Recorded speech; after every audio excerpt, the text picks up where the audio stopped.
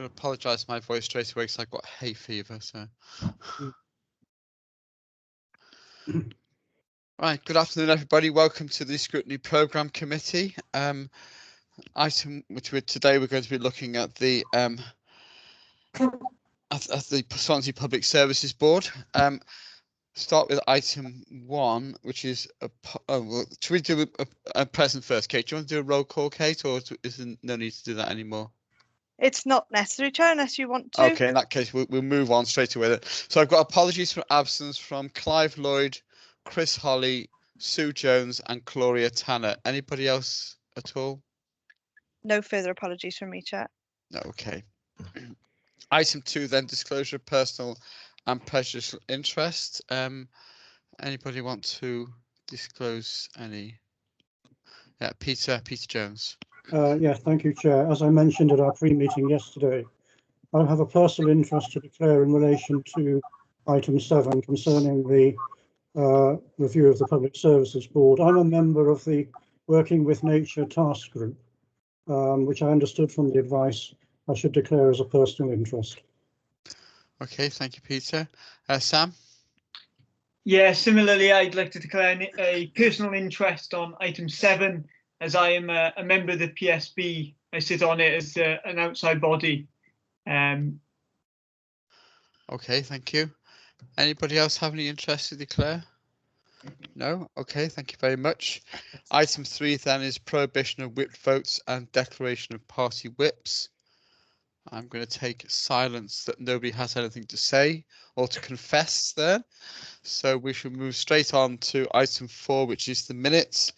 And we have the minutes of the 18th of May, which is Scrutiny of the Safer Swansea Partnership.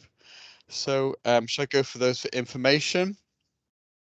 Page 1, page 2, page 3, page 4, and page 5. Okay, and then we also have the minutes of the 20th of May on page 1 of those for accuracy. Are people content those minutes are a correct record?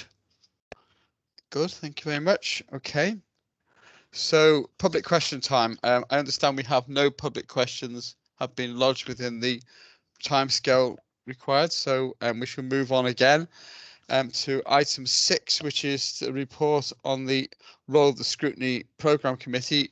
Bridge, do you want to just briefly introduce this? Certainly, Chair.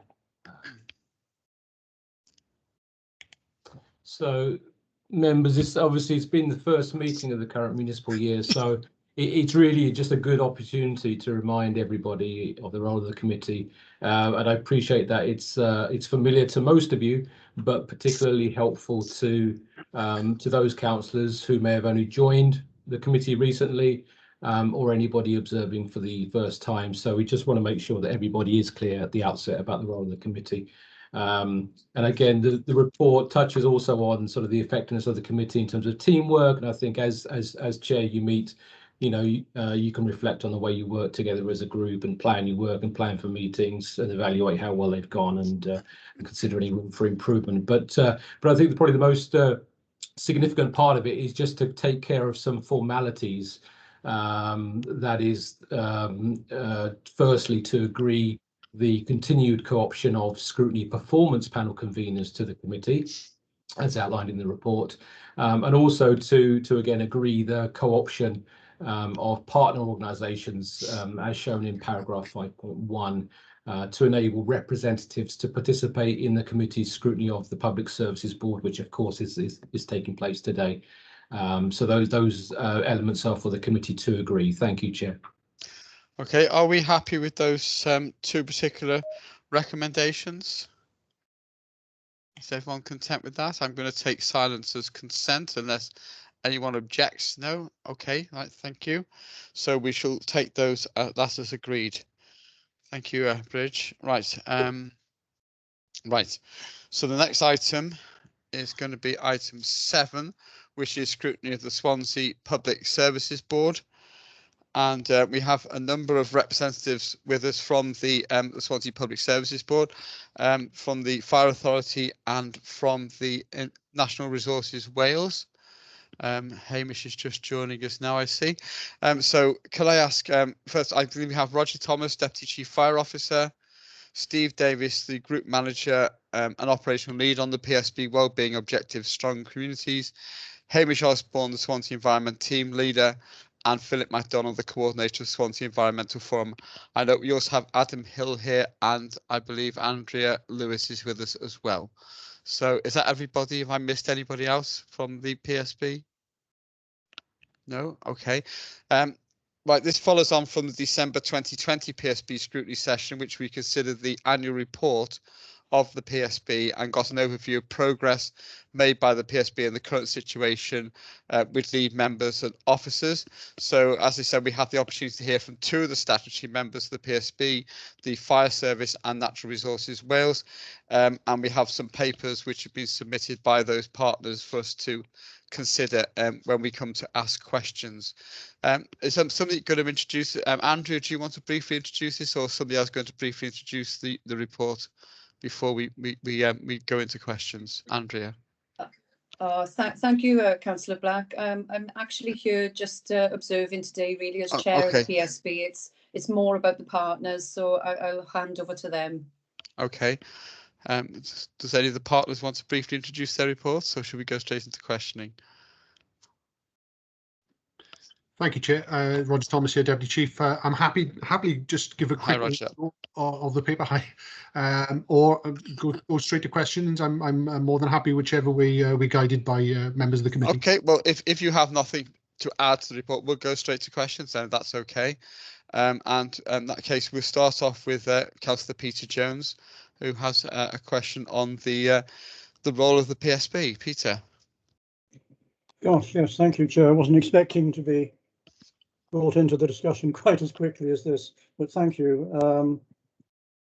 Like Peter Black, back in 2014, 2015, I was one of those involved in advising the then Welsh Government on the development of what became the Wellbeing of Future Generations Act. And of course, within that legislation was the proposal to create public services boards. And at the time, I was very attracted by the concept and I gave it strong support. And indeed, I led for the NGO sector on developing thinking and offering advice in relation to the development of public services boards. But I have to say, since then, I've become disappointed with their operation in practice and their delivery in practice, not because of the quality or hard work of the members of the boards, but in a sense because of the lack of resource and lack of facility in developing away from the organisations themselves. And I think along with others, I've become concerned that what is the added value of the Public Services Board? In other words, what is it delivering that wouldn't probably, not necessarily, but probably have been delivered anyway, independently by the participant organisations that make up the PSB. So in a sense, my concern is that what distinguishes the PSB from the organisational activities and collaborative working that perhaps would happen anyway in the delivery of the shared objectives of the member organisations? What difference does the PSB make as a body, together with the PSB Joint Committee? What do they add? What do they deliver? And what is it that the statutory members make happen that wouldn't have happened anyway? So in other words, it's a generic question. I know it's been asked before, and I make no apology for asking it again. What, in the belief of the participant members, with whom I've got a great deal of respect, let me emphasise, what do they feel the PSB is doing that wouldn't otherwise have happened if left to their individual organisations? Thank you, Chair. Who wants to plunge into answering that question? Adam. I think Roger has just had some technical issues and had to leave and come back in. So I thought, I'm back in now. Thanks. All right.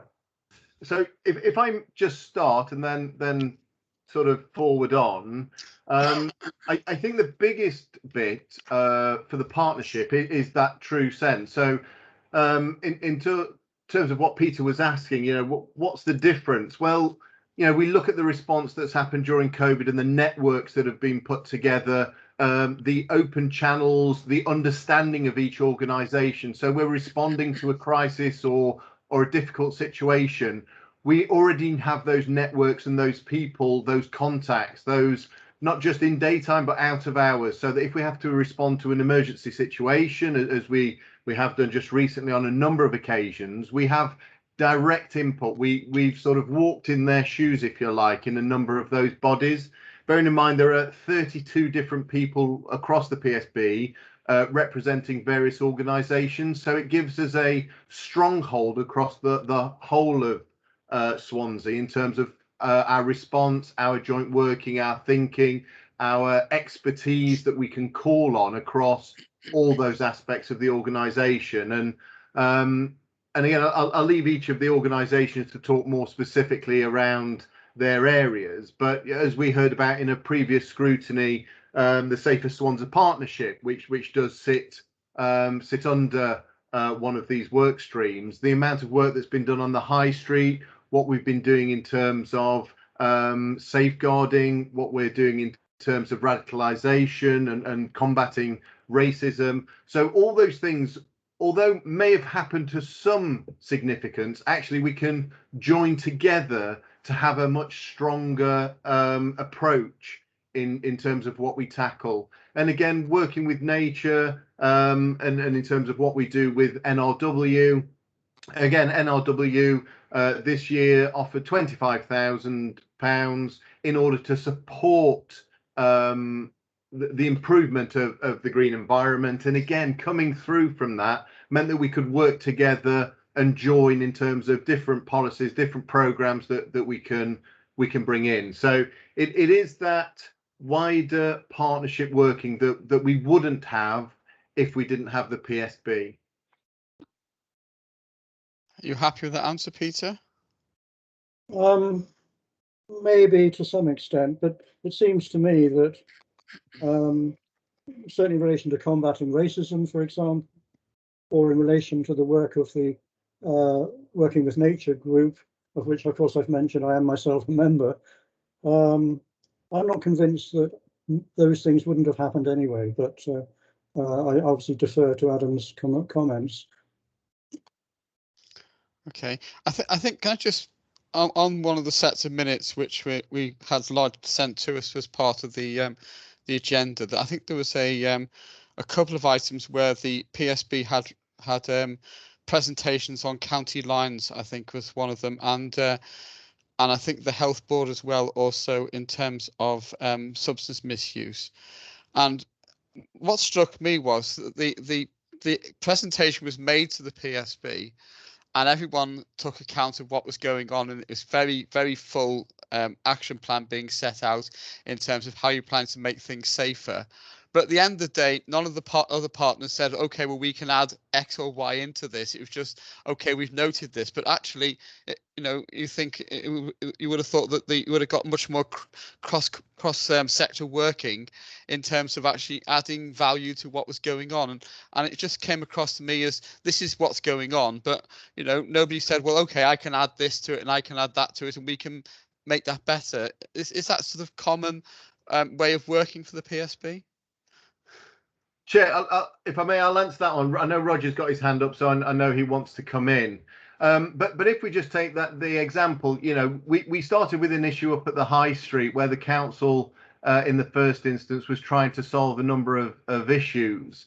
By going through the PSB, the South Wales Police came on board in terms of looking and offering, right, well, this is what we can do in terms of criminality and antisocial behaviour. So they joined the critical incident group. On top of that, then, we had Barrod, who then put forward, again, through the wider partnership, saying that they can come to the table and offer support and help through things like substance misuse, drug dealing, and some of the county lines, which also tied in with the police in terms of that county lines. Then we had Women's Aid, who stepped up because a number of the the exploitation of vulnerable people sits within those. And what they were seeing is that the drug dealing and certainly substance misuse all comes from within that kind of area. And so again, they were offering help and support through the Swan project and through other areas, through community intervention, to come in and help offer advice, signposting, guidance and care in those packages. That then linked into, again, us as a council in terms of we need to improve the public realm. What we've seen since then is a number of partners such as Skills Active. 4 of the units have been purchased up at the top of the high street, again, partly through European funding. We have partnerships from the police, fire service, health, and all these bodies who are saying that they want to now come and be part of any work. So we've done some work up at Matthew Street in terms of intervention and supporting the community up there, of which, again, community safety, fire, police and third sector all came in and were active as part of that interaction with the community. So in terms of adding value, that all came about on the back of the PSB. And because of it being raised at the PSB meetings, going on to the wider programme group, the programme forum, then people will get engaged and the message gets out, and that has been a real success factor in terms of how things have improved. Okay, Rosie, do you want to come in on this as well? Yeah, thank you, Chair. Just some observations really in terms of collaboration work. If I could take you back to the tragic events of 7/7 some 16 years ago now.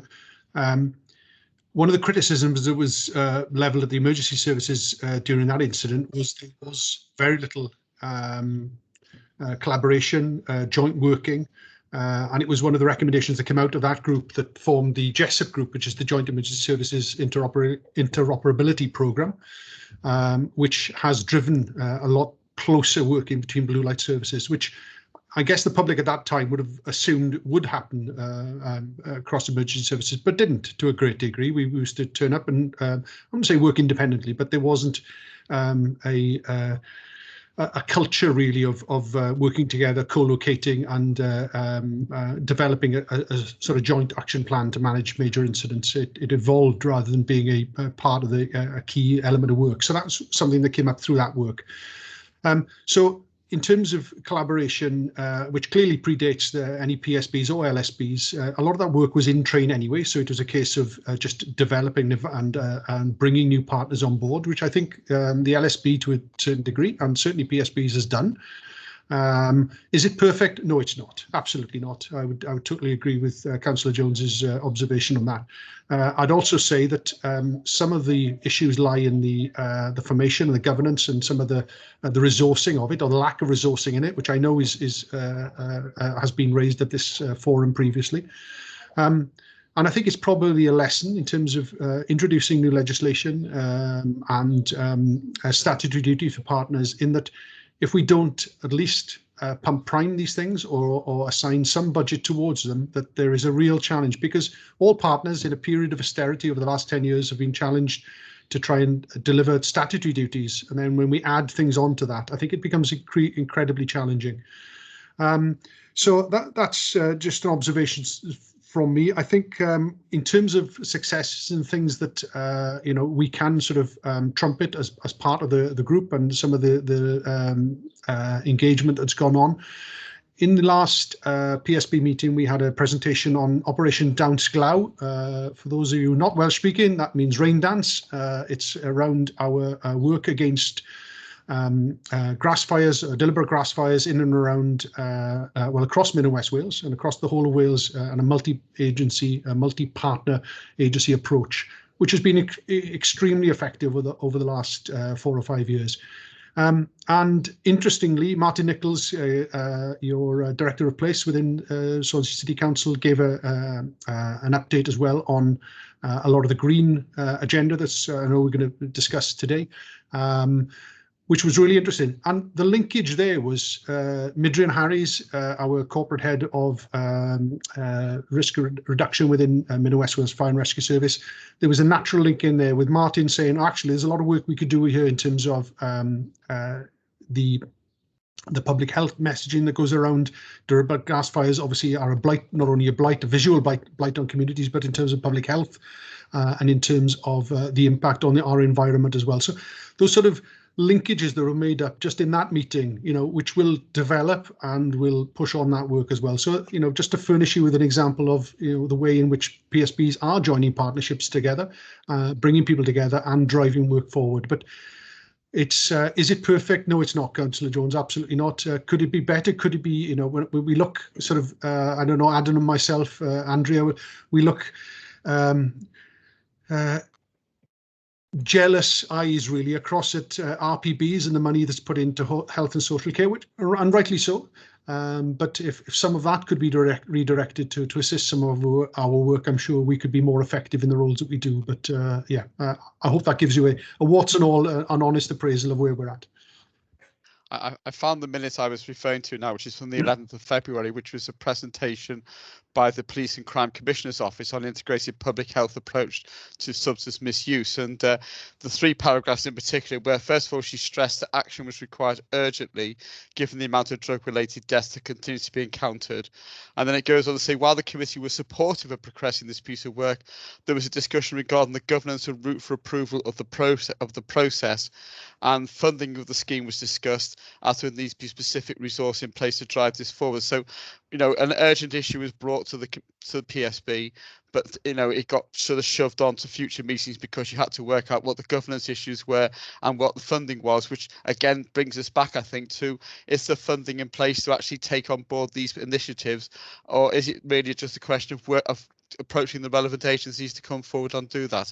Adam, and I'm going to bring Amish in after you, Adam. So, go on. Thanks. Yeah, it was just to respond back on that. It wasn't that the PSB pushed it down the line to another meeting. It's that is being picked up by the APB and the RPB. And what we've been very clear, so the area planning board and regional planning boards, and it's for them to actually instigate that. The PSB has a governance arm to oversee the area planning board, and they report through to us. So what we've asked for is for it to come back to us so we can check on progress, check on performance and what's happening. So we don't duplicate, and we do the same thing to all 3 committees. The APB, the Area Planning Board, is leading on the development of the integrated public health model. So just so that it gives some clarity. So that is happening. Governance has been worked through, as has sort of a funding stream, and that's now sort of being implemented by partners in order to progress. And we'll get an update of that in a future PSB to see where that next goes in terms of that programme.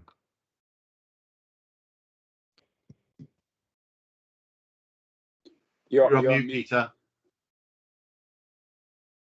Just as this is a public meeting, just pretend I don't know what the APB and the RPB's relationship is to this to the PSB. Could you sort of just explain that briefly?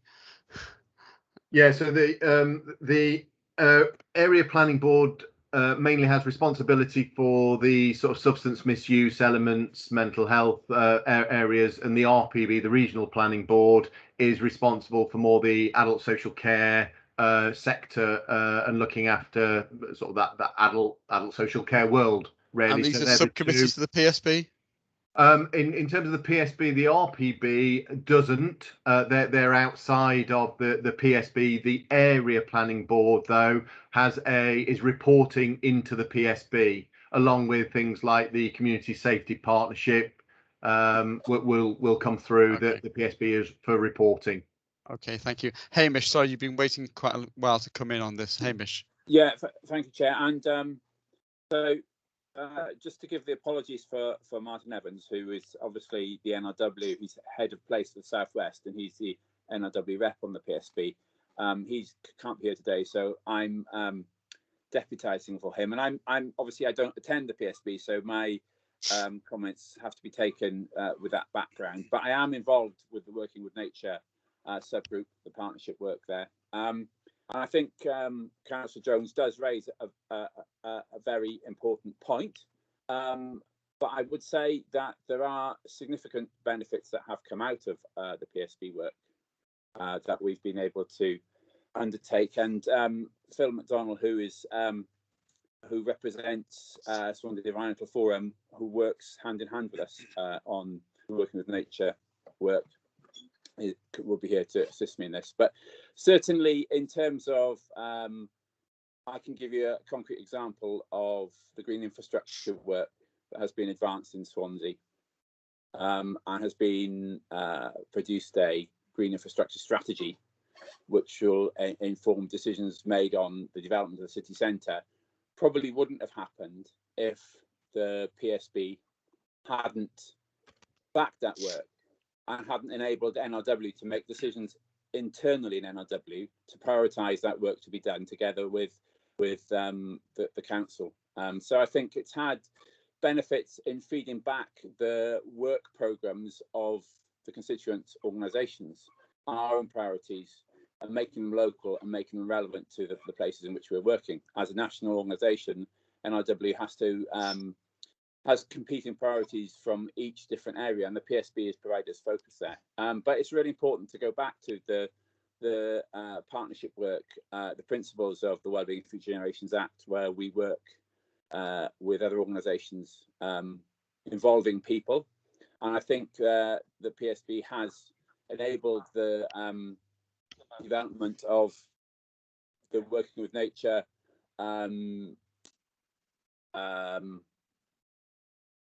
theme, and I think without the PSB that probably wouldn't have existed. So I don't know if Phil wants to come in there and help me on this.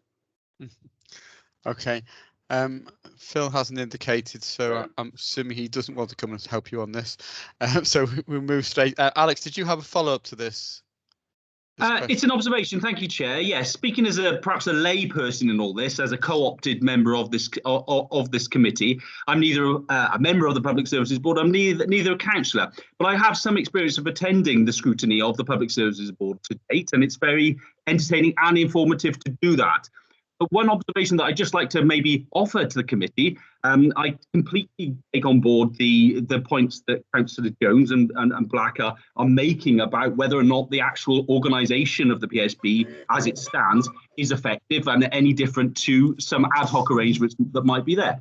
But I'm very interested to hear that there is a governance structure behind the PSB. And whilst it's super important and really interesting to have the contribution of the members here present today, they don't, forgive me if I'm wrong, but the governance structure isn't represented here today, is that right? Because I think some of these questions are directed at that structure and its ability to offer up for scrutiny lessons learned or areas of improvement around the general organisation, which I think have been made a point. You know, the individual members are doing everything they can with the differing priorities, but the structure of how they operate within that framework may well be able to be honed or improved or changed in some respect. And perhaps that shouldn't be a fixed in that governance structure. The individual members are going to come and go as the need arises, but that governance structure should be agile. And I'd be interested in this committee being able to scrutinise that structure at some point moving forward. Just an observation. Thank you, Chair. Adam, do you have a governance structure? Yeah, thank you, Chair. Yes, there is a defined governance structure. We redefined it again in the end of 2019, and happy to circulate that outside the meeting. It's on our website for everyone to see. The governance structure is all there. So, but if it's helpful, back in December 20, I think it was. The Scrutiny Committee looked at the governance and looked at the overarching PSB in terms of all the elements. What this Scrutiny Committee is now doing along them is looking at each of the work streams and the responsible organisations within it. So the overarching governance, which is the Joint Committee in this instance, which is made up of the 4 statutory partners, Natural Resources Wales, Mid and West Fire Service, Health Board and the Council. And then we have a number of statutory invited partners the police, police and crime commissioner, and so on, who come into that. We then have a partnership forum, which is around that, where the work streams, the 4 work streams feed into, and all around there, that's where we look at the wider implications of the partnership and what we can be involved in. Obviously, since that new structure was in, and not long after COVID hit, and that has had a severe impact, certainly on the partnership. And as Roger was saying earlier, is it perfect? It hasn't been for over 15 months, especially in the partnership element, and that wider partnership forum, because it wasn't able to meet in the early parts, and we weren't geared up for 100+ people to come together on Teams and so on. So this week we are looking again at what the timetable is moving forward for that wider partnership forum, in order to get that re-established and get that more engaged. So if by all means go to the website and the council's website under the PSB, and you'll be able to see the whole governance there in terms of how it was changed in 2019, so it was fit for purpose. Okay, I'm anxious to move on to look at the strands, but I've got 2 follow-up questions with Peter Jones first and then Lyndon afterwards. Peter. Yes, thank you, Chair. Very quickly, I guess. If I could just come back on the comments that Hamish made. If I understood you correctly, Hamish, and maybe I didn't, but if I understood you correctly, you were saying that you didn't believe that the city centre GI, green infrastructure work, might have happened had it not been for the PSB. Could you clarify, is that exactly what you're saying? Because I find that surprising. I think in my view, it probably would have happened anyway. Thank you. Well, what I'm saying is that the PSB quite early on, and this is not the extent of the Working with Nature work, by the way. The Working with Nature plan is significantly more than this, but that is one example. And quite some time ago, the PSB said to us in NRW, after we had been talking about green infrastructure, well, let's do it. And that enabled us to find the funding in NRW to do some work on it, enabled us to deploy 1 person to work on the green infrastructure work. The priority was driven by the PSB. The work happened because it got the sanction and it got the go ahead, and it got the council and NRW working on it. I don't think it would have happened if I hadn't, it was someone from my team that did it. I wouldn't have been able to deploy that person, wouldn't be able to make the progress that we made on it. And we've made significant progress on it. We've taken Swansea from an area that wasn't really contemplated the use of green infrastructure, didn't really understand it, through to a place that is poised to lead on it. So I think it has made a difference. But as I say, that's only one piece of the Work with Nature Partnership's work. Okay, thank you for that response. I mean, I applaud the work that has been done. I'm just not sure that it wouldn't have happened anyway, but thank you anyway. Thank you. My understanding of the answer, Peter, is that Hamish was saying that NRW wouldn't have got involved to the same extent. Yeah, sure. If that hadn't been for the PSB. I mean, the council obviously was committed to it as well. Anyway, right, Lyndon, your follow-up, and then we move on with Mike White. Lyndon. If I'm sorry, listening to the conversations and the answers there, the structure seems very unwieldy. It's all I can say. If I was sort of looking in as a member of the public, I would think, gosh, lucky there's no wall, because we'd lose the battle. I think what is clearly, you can justify anything, but in its current form, with all the structures, so many people around a table, gosh, don't we like a committee? It needs root and branch reform, and so that it's got a real focus. But there's just too many people, too unwieldy an organisation. I'm sure that Adam will point out this is a statutory body which is set up by an act of the Assembly. So unfortunately, we're a bit stuck with it, Lyndon. But I understand. We all understand what you're saying. Yeah. Yeah. But okay. Just because it's there, Peter, I think it needs reform. Yeah. It's wrong. Yeah. We're going to add some joint committees on top of it soon. Adam? Yeah, thanks, Peter. You answered part of that question in terms of, it's laid down of who it is that comes round there. But in order to try and streamline it, that's why we have the joint committee, which is only the statutory partners and the invited statutory partners, so that there aren't all the various groups. And we then go to a partnership forum where all the members attend, which is like a conference.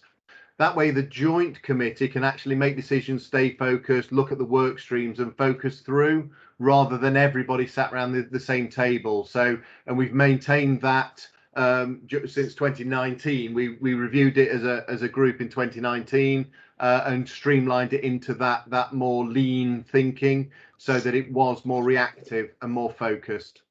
Okay, right, Mike, you've got a question as well. So do you want to come in on now, Mike White? Yes, thank you, Chair. Yes, as I say, following on what's already said, clearly, yeah, reading through the report, as I say, there seems to be quite of not sort of a lot of joined up work in, really, and clearly with evidence gathered in to show how things are moving forward. Could we look at the possibility of putting in place performance indicators so we can measure and see exactly what we are achieving and what we're not achieving and what we need to do to make sure that we are moving forward to have an end product on the areas of service that we wanted to provide. Thank you, Chair. Adam? Thank you, Chair. Yeah, you must have, Mike, you must have seen the agenda for this week's PSB, where one of the things that we are looking at is how we're putting a performance model in place. We've been looking at this for a little while in terms of how we can bring it into a meaningful discussion and not just have performance for performance sake, but how we can actually review what we do, streamline what we do, and actually manage that performance. So there will be defined performance indicators.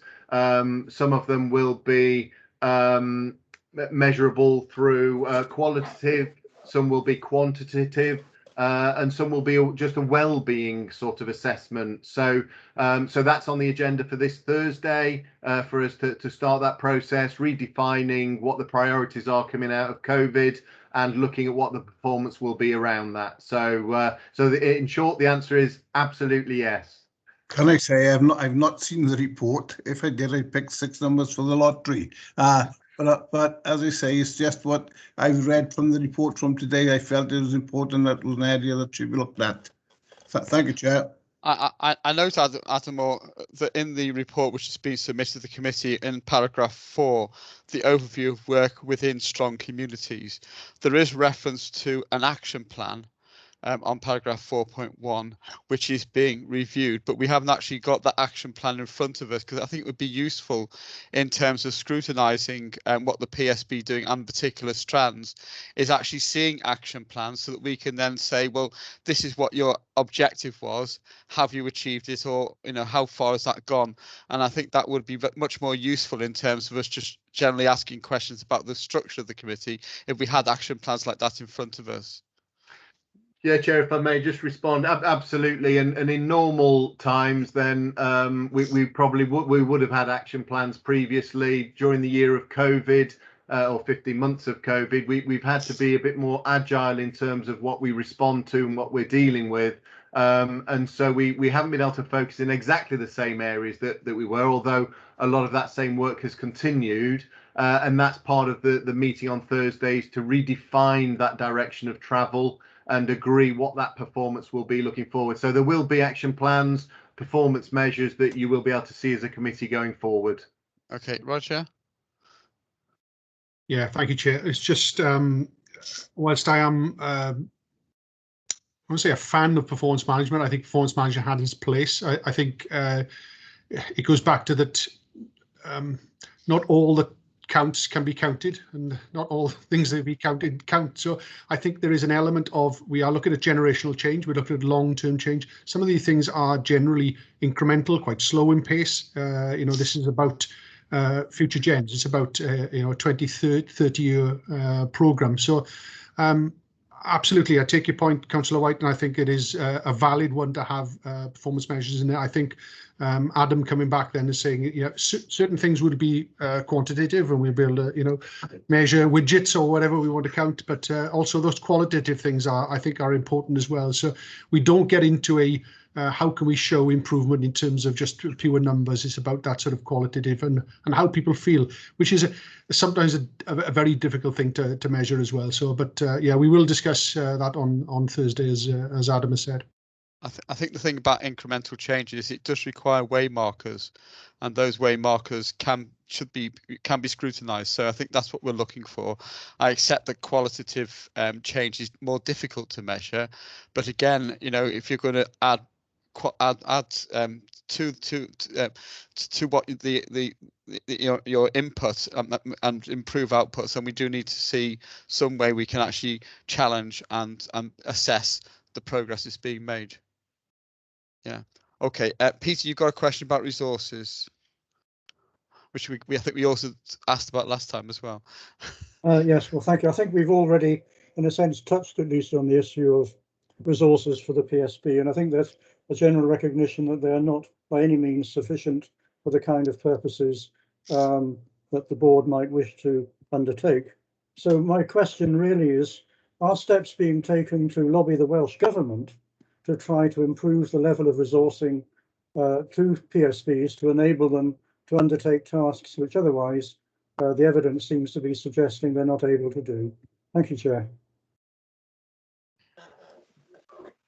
Who's going to come in, Adam? Yeah, absolutely. We lobby Welsh Government at every opportunity, not only on behalf of the PSB, but also its partners, and wherever we can get money. During COVID, as I mentioned at a previous committee, the money was pulled away from the PSB, so we had no funding whatsoever coming through. What we have seen this year is a contribution from Welsh Government of that we had to apply for and bid for, but we've managed to secure a £49,000 grant from Welsh Government to help us under a regional setting with Neath Port Talbot to do the wellbeing assessment and some funding to support us in that. But other than that, there is just no other funding coming forthcoming. And Roger said right at the outset, we have an act here that really needs that pump priming, needs that investment in order to make it happen. And to not have that, although we can work well together, it does need new money somewhere in order to push that through. So at every opportunity, we continue to lobby. We were at a meeting only a number of months ago, and Andrea was there at the time, to try and discuss the future of the PSB and to stake our claim in terms of actually we need money coming into the PSB to really start things as a catalyst to then attract more money in, that sort of speculate to accumulate approach. So far that seems to have fallen on deaf ears in terms of any new money coming into the PSB, but we will continue to bang the drum wherever we can. Could I just follow up with that, Chair? Does this response suggest that the Welsh Government itself may not have confidence in the PSB system? So we went back to challenge that, and one of the things that we asked is, should we try and merge these into regional? Should we actually look at the RPBs, the regional planning board or the area planning board, and actually subsume these into one? And it was made very clear at the time that they wanted to keep them. There is cooperation, so we work very closely with Neath Port Talbot. We're looking at a joint commissioning for wellbeing, for the wellbeing assessment. We still need to do our local ones though, as well as try and only ask for the information once on a regional basis. Welsh Government didn't seem to have an appetite to remove them, and that was their perfect opportunity to review how many PSBs and over what footprint, and they made a conscious decision to stay as is. So I can only believe that they think there is a future for the PSB, but no funding. Either that, or they're afraid that by merging PSBs, they'll be sending a signal about local government reorganisation. Roger.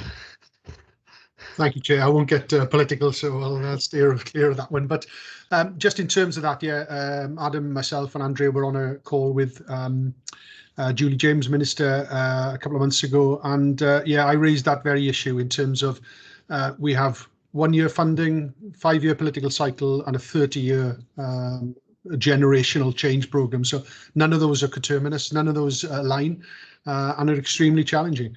I even made the case for even if Welsh Government were to put up funding, that could only be granted or allocated on a joint collaborative basis, so that it would drive that or certainly accelerate the collaboration or collaborative working.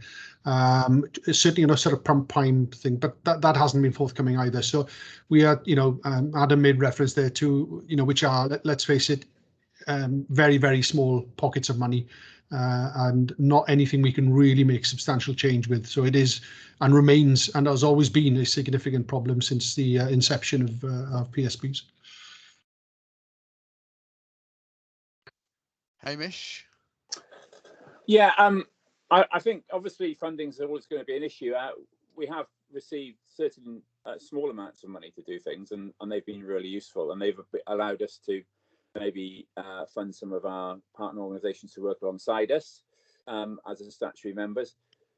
But I might be speaking out of turn here because, as I say, I'm not a member of the PSB, but I would have thought that one of the things the PSB is supposed to do is to make us do things differently for the way of working enshrined in the Wellbeing of Future Generations Act to become the day job. And as such, we should be able to make some progress towards our wellbeing goals with our existing resources. I think that to me that's part of the idea behind it. I might be wrong, in which case if we work together collaboratively and make some of the changes we need to make using our day job resources, we should be able to make progress. I don't know that that's unrealistic, but I would have thought that's part of the principle behind it. I noticed, Hamish, that in the terms of green infrastructure achievements, the Welsh Government has given grants from their Connecting Green Infrastructure funding. Does the fact that the PSB is supporting this enable us to get access more money or help us with those grant applications? Well, it certainly helped us because we were lucky to receive some funding in the past for Neath, Port Talbot and Swansea, both counties which have prioritised green infrastructure. So I would hope so, yes. I'd hope that they'd see that it's been taken seriously and that it's something that is high on the agenda there, and that money will be put to good use. Okay. I've got a question from Terry Hennigan. I'm not sure he's actually in the meeting. Is Terry here? I can't see his name anywhere. I mean, Terry was going to ask about possible PSB merger, and I think his question was actually aimed at Roger because of the fire authority has a number of PSB you attend across the Mid and West Wales area. Does this put a lot of strain on? I mean, I was briefly a member of the fire authority, so I know it was raised then. Is this a particular problem for you as a partner, Roger? Thank you, Chair. Yeah, and there are a number of members present with Fire and Rescue Service history. So, yeah, from our perspective, and I'll put it in relative terms when I compare ourselves to, say, a health board or a local authority, we are a relatively small organisation covering, well, Mid and West Wales covers 6 counties, 2/3 of the landmass of Wales, 12,000 square kilometres. So we cover 6 public service boards, so this time 6 is a huge ask, not only at a strategic level, but at I think the last count we had a corporate resilience review by Audit Wales last year, and we are represented on 44 subgroups, which is an enormous commitment. You can imagine, absolutely.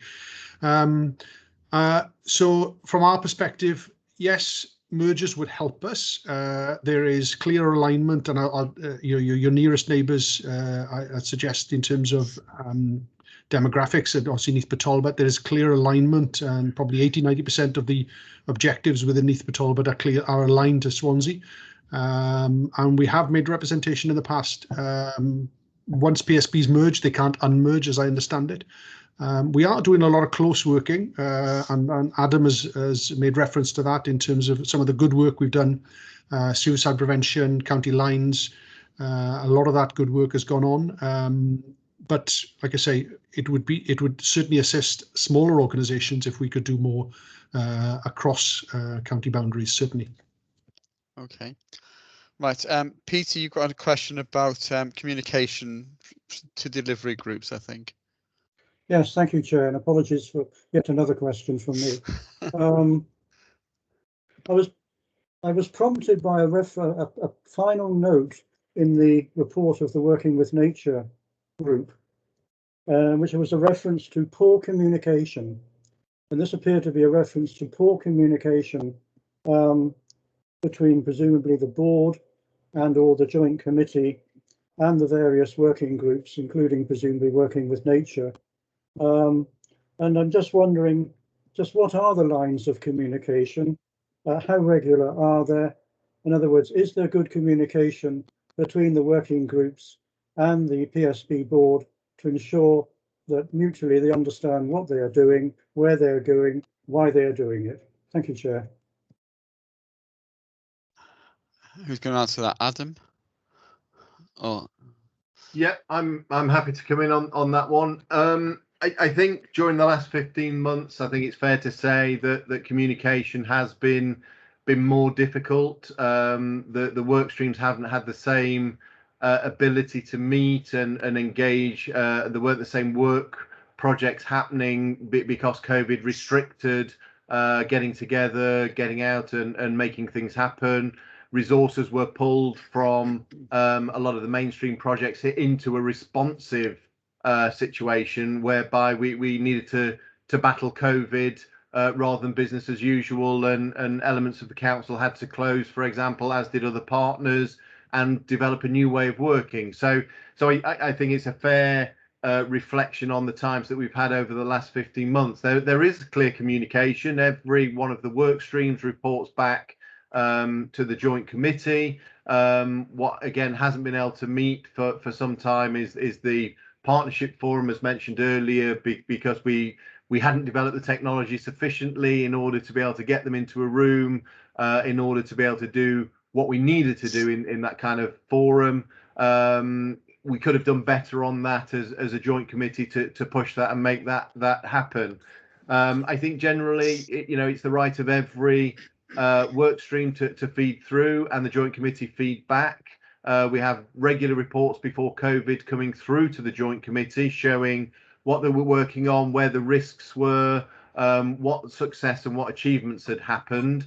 That they stopped during COVID, and again we're now just on Thursday going to go through again what is the new focus for each of the work streams. What's the new business of work in sort of this post the initial COVID, because of course we'll be living with that for some time to come. So we now need to re-establish ourselves, re-establish those communications. So again, on the agenda is how do we look at the partnership forum and re-engage and establish that going forward?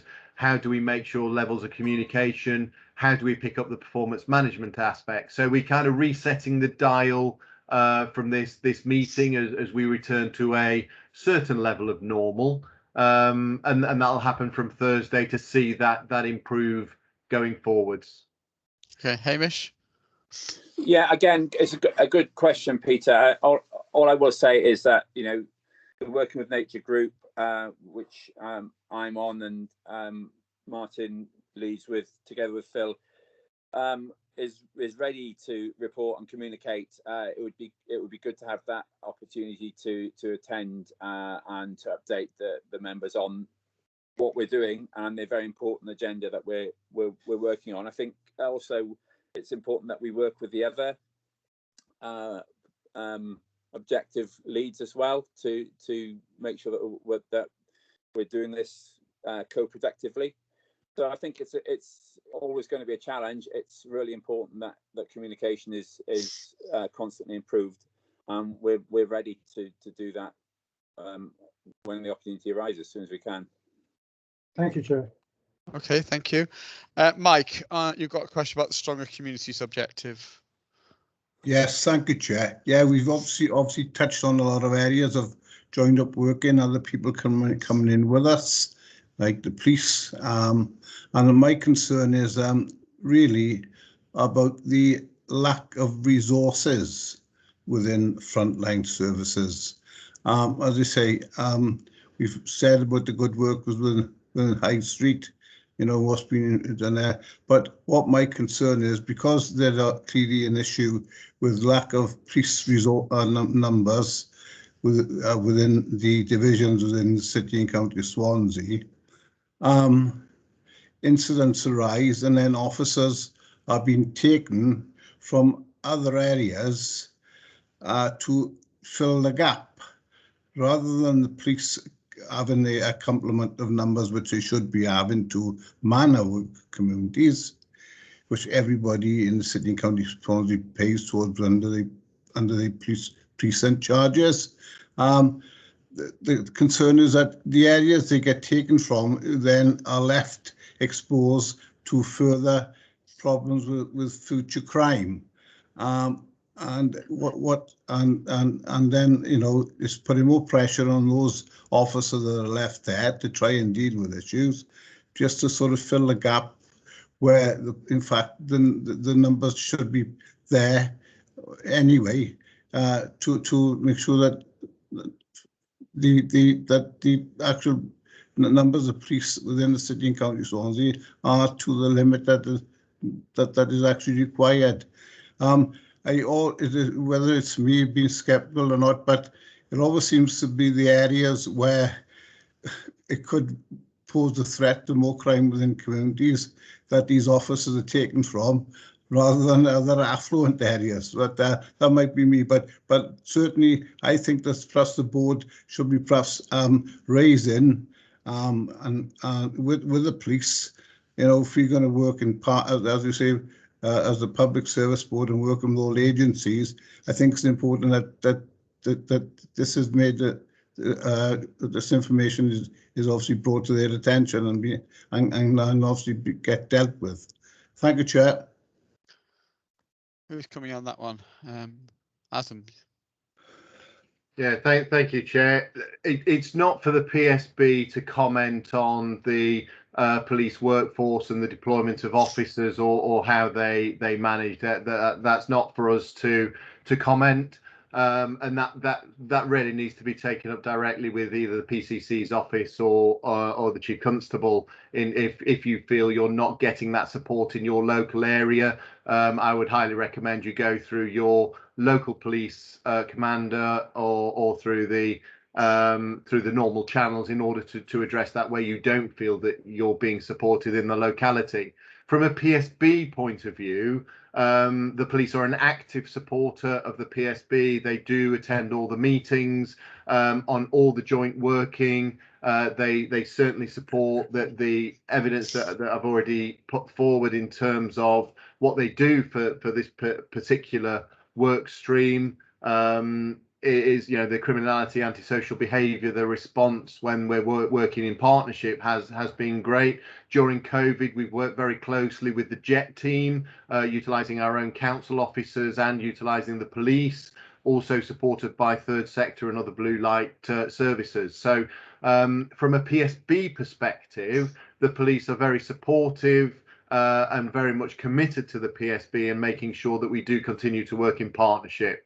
But we can't really comment, and I wouldn't know the facts behind it to be able to answer any of those. That needs to be taken up with the police direct, under the police responsibility, not under the PSB. Roger, do you want to come in? Do you find that the police are putting enough resources in to deal with the stronger communities strand? Yeah, I was just going to say, and again, I won't make a comment on in terms of frontline policing. That is, as Adam has said, that is something that needs to be directed at to the police themselves. But I will say, in terms of their commitment to the PSB at a strategic level, Ali Michael is a regular attendee. He is a extremely busy person, and the fact that he does take out time to commit to meetings and attend, I think, is a a direct sign of his belief in the PSB as a vehicle for change. He has also been a very much a strong advocate in terms of the county lines collaborative work and suicide prevention. So I think in terms of their commitment at a strategic level, certainly there's been huge commitment there. In terms of stronger communities, I'll bring in my colleague Steve, who will perhaps be able in a better position to give some sort of a tactical level information with regard to that. But they certainly do get involved. They are very much hands-on. The nature of policing is very much to get involved and to know local communities. So they have been a key advocate and a key supporter in that area. So I'll bring Steve in at this point and perhaps can furnish some more examples. Steve? Yeah. To reiterate, Rog, I work very much on a more operational level, where boots on the ground. My staff work very closely with the police. We've always had very good working relationships, and we've been fortunate enough to have an embedded police sergeant actually working in our arson reduction team who works across both forces, be that David Powys or South Wales Police. We've got good initiatives running with them. We're involved in the bang campaign, the Downs Glow, as Roger has said, and we really benefit from the intelligence sharing and the links in with the local policing teams. So a number of the things, they're also working in Swansea. They help us with target hardening, waste site enforcement. So I think regarding the links in with the stronger communities, I'm comfortable that we do have good links in with our local policing teams. Obviously, the resources issue aside is something outside of our area of where we can comment. But no, we've always worked closely. I think we do have good links, and I think if you look across Wales with the other two fire and rescue services, again we have similar situations, similar teams working, and very much focused on stronger communities. Okay, Mike, did you want to come back? Oh, as I say, no, I'll certainly take what's been said. I'll certainly take that up with the Eddie Inspector. Yeah, I know what Mike's referring to because I've got the same problem. But okay, is any further questions at all from anybody to the representatives from the PSB? No.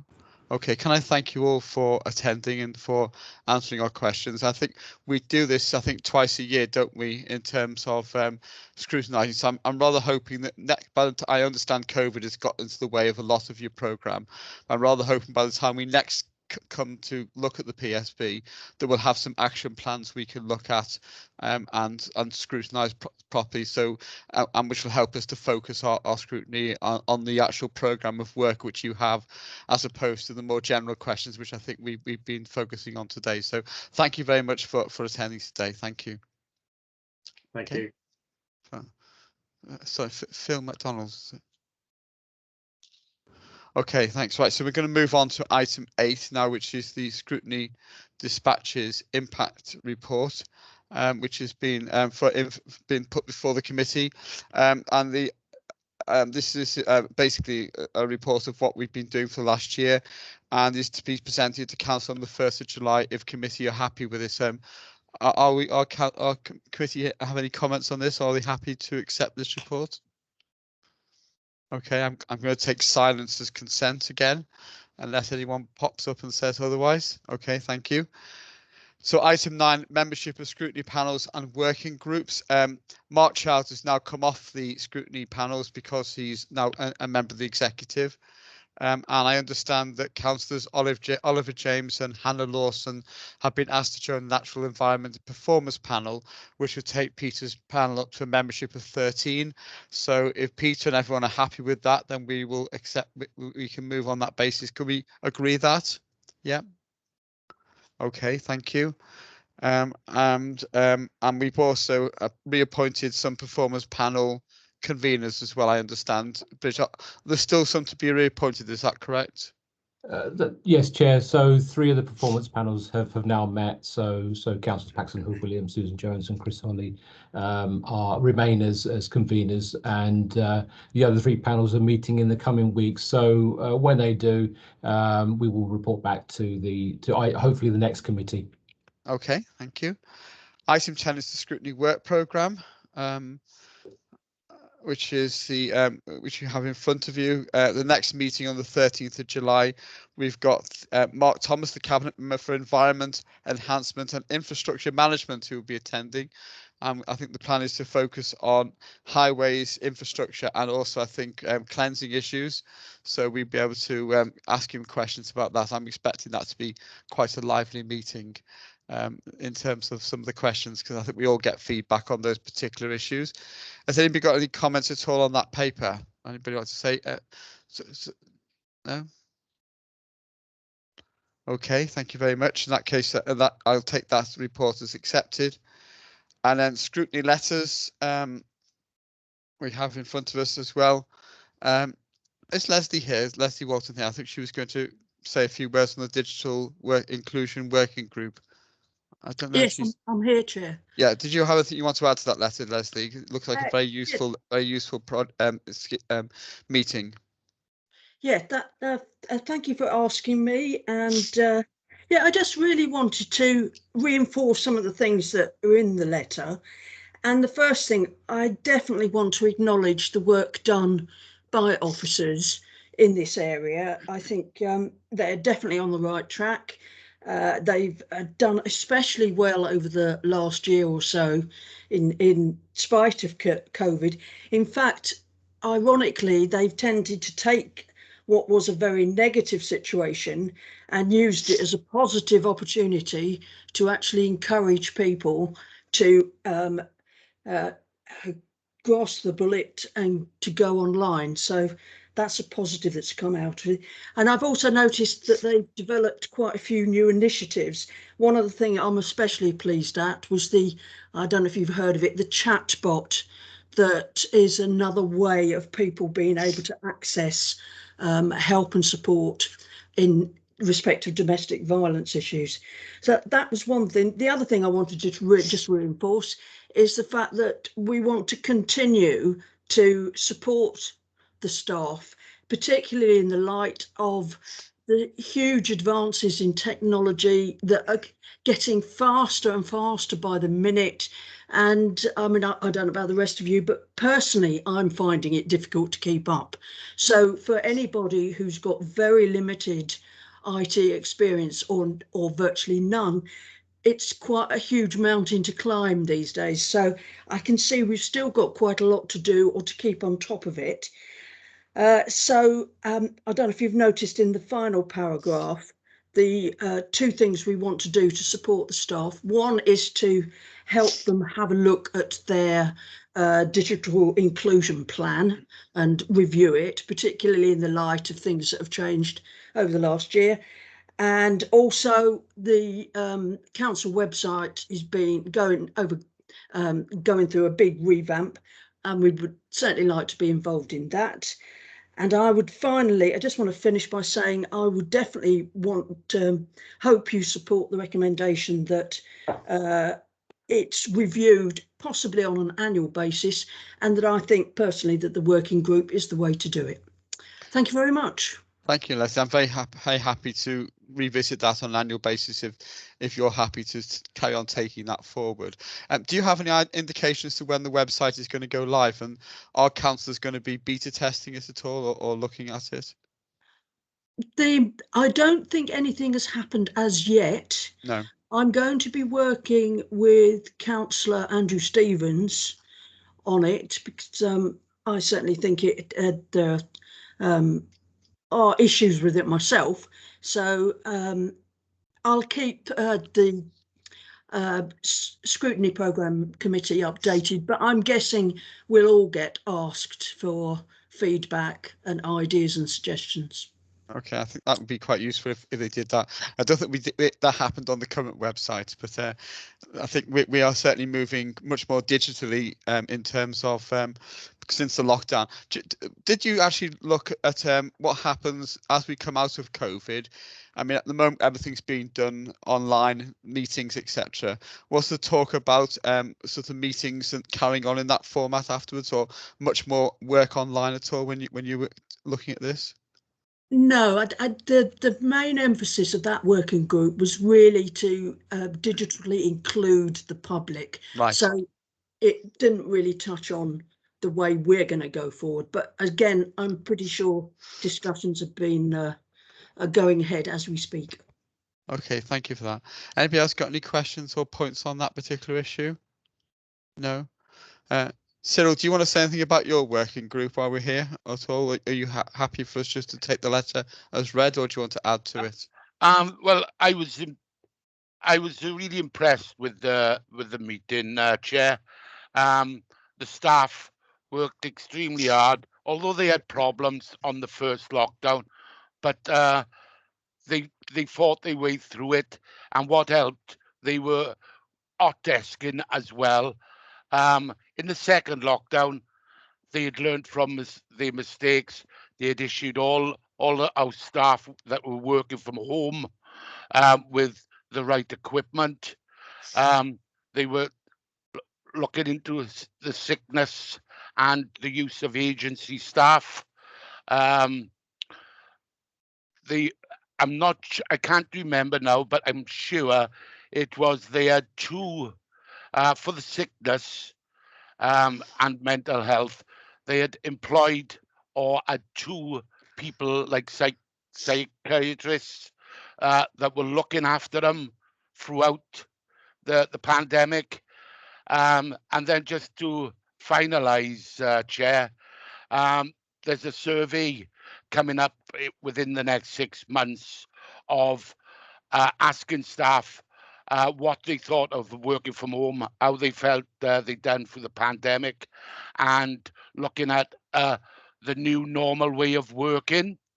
But I've got to say, as chair, I would like to thank all the staff for all their hard work from working from home. Obviously, no big deal when you've got young families and trying to work and fetching them back and to and for school. So, no, I'm quite happy with the report, Chair. Yeah, thank you, Cyril, and thank you for the work you did and your working group did on this. And I think we would all reflect your sentiments in thanking the staff for taking us through a very, very difficult period. And I think coming out of it with huge credit as well in terms of how the council managed that and how the individual members of staff managed that as well. I think, we'd all want to thank them for that. Yeah, and another thing, our 151 officer and all the accounts teams were so quick and helping our local businesses with grants and all the other things that they found extremely hard at this time, Ed. Yeah, I noticed that you asked about agency workers, and I know that the Governance and Audit Committee is looking at that as well. So I'm going to be talking to the Chair of Audit about how we take that forward. So we may well come back to your working group and say, can you assist us with that? But that we'll look at that at a future meeting, I think, if that's okay with you and other members of the committee, because I think that is a matter of concern for the Audit and the Governance and Audit Committee at the moment. Yeah.